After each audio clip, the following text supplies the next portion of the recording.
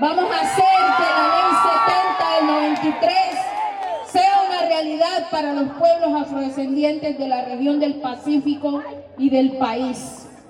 ¡Bravo! Hemos vivido en carne propia el conflicto armado, la muerte.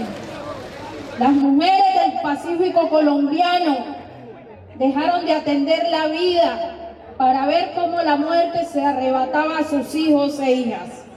Llegó el momento de pasar esa página de la violencia, esa página del conflicto armado, porque nosotros hemos padecido la guerra, el conflicto armado histórico. El discurso de Francia expone la crudeza de la violencia en Colombia, pero también, digamos, expone una cuestión más emocional de eso, ¿no? De haber sido una persona víctima o más bien sobreviviente de este tipo de violencias, que era algo que no se había visto tampoco mucho en los escenarios políticos, ¿no? Eran personas que sí habían sido de alguna forma involucradas en la violencia, pero en escenarios y cuestiones muy específicas, no hacían parte de su cotidianidad, de su territorio, no vivían el espacio, no vivían el territorio desde el miedo, ¿no? Porque es distinto cuando uno habita un territorio que ya ha sido, digamos, colmado por la violencia. Es distinta la forma en la que uno se mueve, es distinta la forma en la que te paras, es distinta la forma en la que percibes las relaciones con el entorno también, ¿no? Y Francia representa eso. Y su discurso es un discurso que mezcla la realidad colombiana, que expone las cuestiones estructurales e históricas, pero que también a su vez sigue siendo un lenguaje digerible, sigue siendo un lenguaje cercano al de las personas del común, ¿no? Entonces siento que es una inflexión entre ambas cosas, ¿no? Como esa realidad, digamos, académica, esa realidad, digamos, política, que solamente podría ser entendida como por un grupo muy reducido de personas. Francia lo expone desde su realidad, lo expone desde también lo que ella siente, y creo que eso es lo que logra conectar con las personas, más que poderlo decir en palabras súper técnicas y complicadas. Ella lo habla desde lo que siente y sigue hablando la verdad y sigue diciendo lo que pasa en este país y sigue siendo un lenguaje digerible, y creo que eso es lo que lo diferencia de personas de la izquierda, ¿no? Que han estado, digamos, en otro tipo de escenarios, en otro tipo de espacios, que si bien pueden hablar de esa misma realidad, pues sigue siendo tan abstracta y tan alejada del ciudadano del común, que hace que la gente no conecte con eso. Y Francia sí logra eso precisamente, no solamente porque lo vivió, sino por lo que te digo, ¿no? Porque hace esa inflexión entre ambas cosas, entre esta forma superestructurada de exponer las cosas, pero también de esta cuestión más sentida, más emocional. Creo profundamente en las capacidades de Gustavo Petro para sacar nuestro pueblo adelante. Pero no es suficiente con que nosotros dos estemos aquí. La tarea es con ustedes. Son ustedes que tienen que mover a cada familia, a cada comunidad, ¿sí?, a cada pueblo, para que podamos pasar esta página, para que podamos pasar esa historia de exclusión y de marginalidad. Han visto que desde que Gustavo dijo que quería que fuera su fórmula vicepresidencial, no han parado los mensajes y las agresiones racistas. Y ese racismo no empezó ahora, siempre ha estado. Y no es suficiente con que nos degraden en nuestra humanidad, sino que ese racismo ha decidido que en estos territorios no se invierte los recursos necesarios para dignificar la vida de nuestro pueblo. El racismo estructural, direccionado de quienes han manejado el Estado, no nos ha permitido vivir en dignidad, no nos ha permitido vivir con justicia social. Queremos un Pacífico con oportunidades de educación, y nuestro presidente tendrá la responsabilidad de que podamos escoger el bolígrafo como un camino posible, porque nos condenaron a escoger el fusil, las armas. La juventud del Pacífico colombiano necesita oportunidades laborales, de economías, de educación. Juntos podemos cambiar la historia de nuestro país. Juntos podemos cambiar la historia de nuestro pueblo. Ese es el llamado al Pacífico colombiano. Francia Márquez es una de las mujeres negras que hoy representa a las comunidades negras en este país. Y también a nivel Latinoamérica. Fue elegida por el medio BBC, el medio británico BBC, como una de las 100 mujeres más influyentes del mundo. Es lideresa ambiental, líder política y comunitaria, defensora de derechos humanos y actualmente es la candidata vicepresidencial para Gustavo Petro en el partido político del Pacto Histórico. Y fue, o más bien es, considerada hoy en día uno de los fenómenos políticos más grandes de la historia moderna del país, de la historia moderna política del país, por conseguir una votación de cerca de 800.000 votos, la tercera persona más votada en las consultivas presidenciales del pasado 13 de marzo, superando a personalidades políticas como Sergio Fajardo. Y actualmente su discurso está llegando a muchos lugares, sectores excluidos y discriminados de este país, y digamos que se ha vuelto esa voz de la representación de una política alternativa que va por la vida digna de las comunidades. Nuestras mayoras, nuestras mujeres, nuestras abuelas, en 1821 liberaron nuestros vientres de la esclavitud y el Estado nos esclavizó nuevamente y nos puso a parir hijos e hijos para la guerra. Porque esta guerra absurda con los hijos de quien se ha sostenido son las hijas de las mujeres negras, de las mujeres indígenas, de las mujeres campesinas. ¿Cuántas mujeres en el Pacífico, sí, tienen un hijo en la guerrilla, otro en los paramilitares y otro en el ejército? Y ellas prendiendo vela a que sus hijos no se encuentren y no terminen matándose entre ellos. También es importante hablar de un concepto de que habla Francia, que es el de feminizar la política, porque feminizar la política también implica valorar a las mujeres que hacen política, pero también valorar a las mujeres como hacedoras de vida para quienes lo que deciden, ¿no? Porque son las mujeres quienes paren la vida, como ella misma lo dice, y son las mujeres quienes tienen que enfrentarse a estar enterrando a sus hijos que mueren en la guerra, ya sea desde quienes son obligados a estar en grupos grupos armados al margen de la ley, como quienes están también siendo obligados, porque tampoco hay muchas opciones, a estar desde la policía o los militares, que generalmente son las personas de nuestras comunidades, y que son ellos quienes salen a enfrentarse en territorio, quienes salen a morir en el campo, ¿no? Por situaciones que ni siquiera nosotros tenemos poder de decisión allí, ¿no? Entonces también es importante feminizar la política por eso. Y vamos para adelante, que los pueblos no nos rendimos, carajo, y soy porque somos.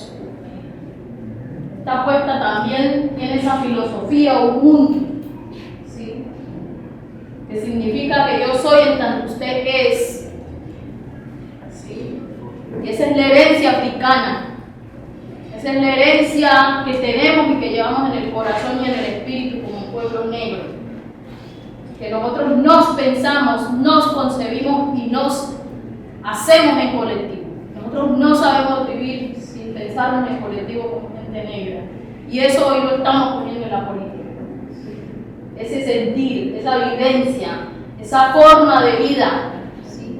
Esa es una apuesta de vida humana. Bueno, yo creo que precisamente por esas condiciones históricas de racismo, de abandono estatal, que ha sumido a las comunidades negras en una subordinación, digamos, estructural, en el que se les ha impedido el acceso a derechos fundamentales como la educación, la salud, la vida digna en su territorio, esto ha despertado también en las comunidades negras un sentimiento de cambio, ¿no? Porque habían estado siempre con ese sentimiento de incertidumbre, de miedo, de invisibilización, de despojo también. Y Francia, al llegar a estos escenarios políticos y verse como las personas que habitan estos territorios, como las personas negras, y ser una persona que ha vivido de primera mano, ¿no?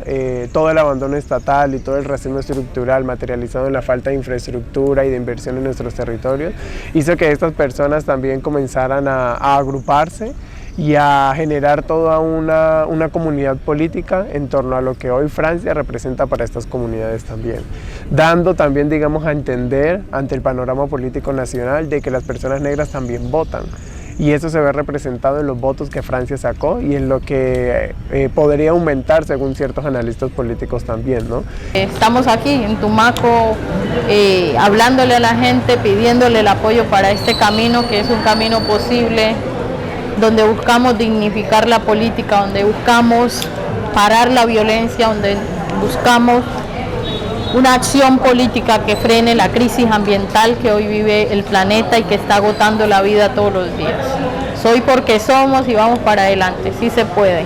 Francia no solamente se ha dedicado a fortalecer un discurso en torno a lo racial o en torno al feminismo, sino también una lucha que abanderan hoy muchos jóvenes, que es la lucha por el territorio y la lucha por el medio ambiente, ¿no? Sobre todo con un país tan biodiverso como lo es Colombia, el tema ambiental debe ser tratado con especial cuidado.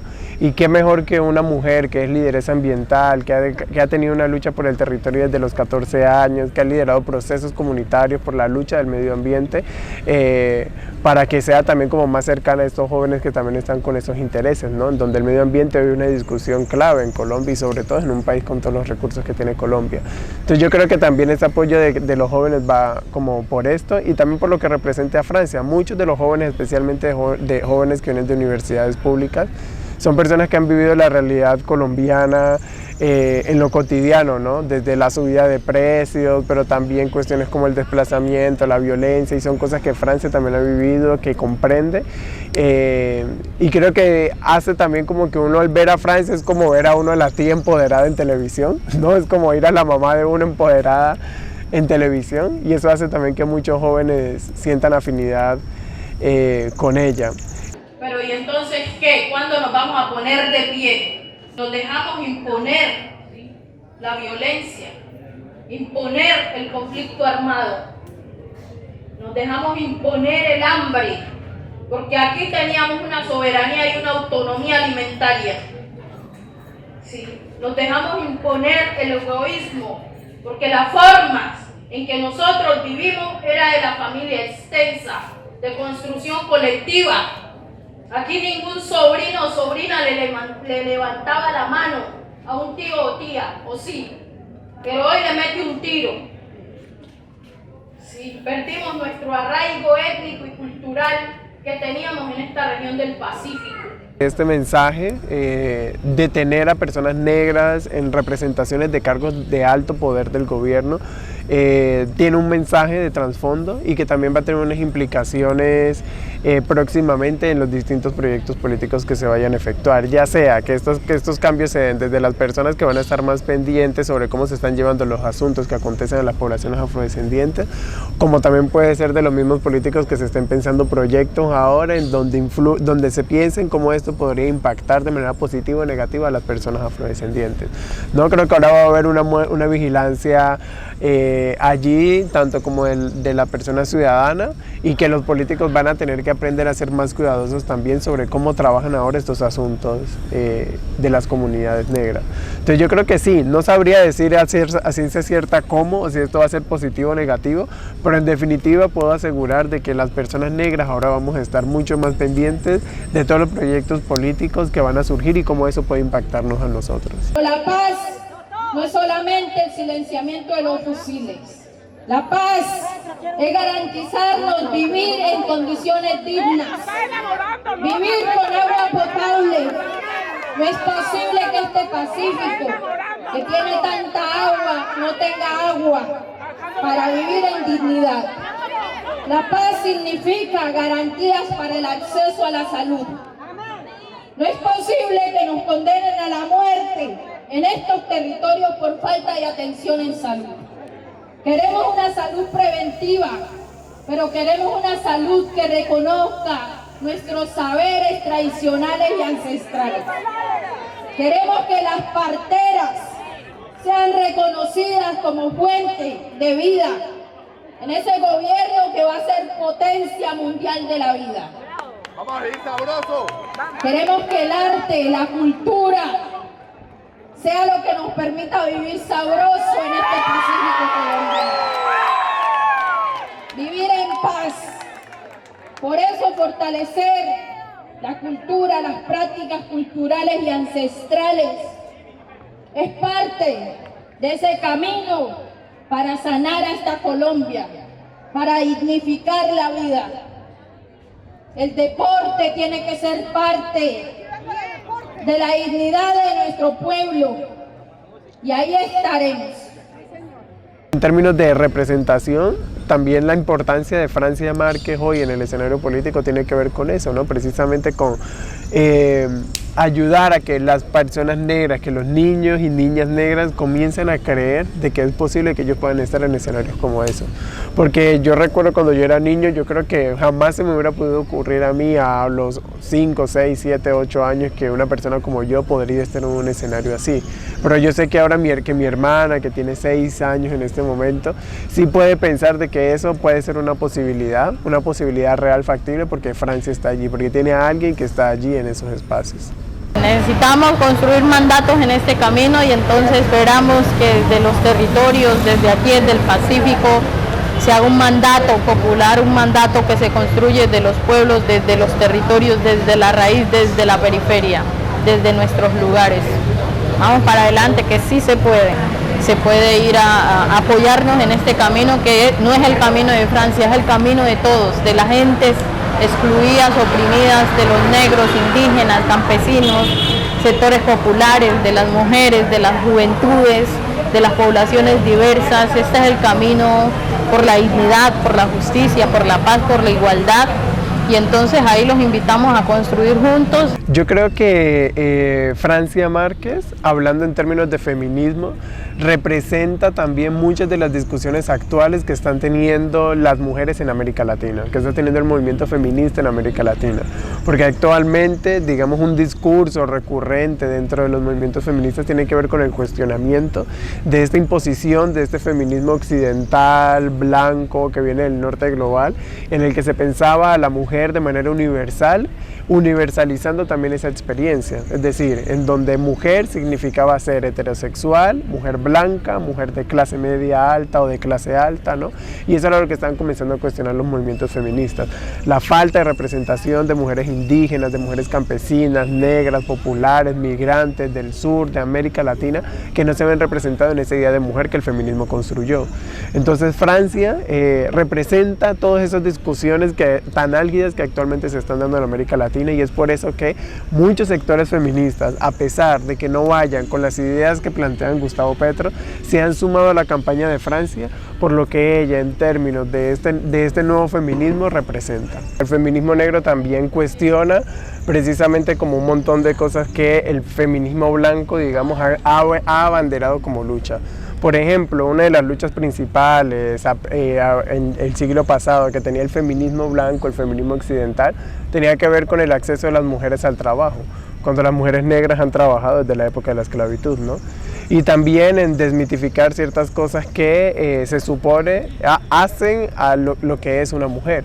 Y eso incluye también, por ejemplo, los lugares de la maternidad, la cocina, pero que estas cosas para las mujeres negras hacen parte no solamente de su identidad como mujeres, sino incluso de su identidad cultural, ¿no? Uno cómo le va a decir a las abuelas que se salga de la cocina porque eso es antifeminista, cuando eso también hace parte de una concepción cultural, de una serie de saberes que han sido, digamos, guardados de generación en generación, transmitidos de generación en generación, ¿no? Y eso también es lo que viene a poner Francia. Francia no quiere decir, lo imagino yo, infiero yo, de que ser mujer necesariamente tiene que ver con la maternidad, pero sí que la visión que tienen algunas mujeres que han decidido irse por el camino de la maternidad también puede ser interpretada desde los proyectos políticos que efectúa el Estado, ¿no? Y en términos de comunidades indígenas, yo creería que esto se debe también a ese apoyo ancestral que ha habido entre ambas etnias, entre las distintas comunidades indígenas y los pueblos negros, que hemos sido también un símbolo de solidaridad entre grupos étnicamente distintos. Entonces creo que no sería tampoco raro que estas personas quisieran sumarse también a lo que hoy en día es Francia Márquez como proyecto político. Bueno, un saludo a Play Tumaco, toda su audiencia, soy porque somos.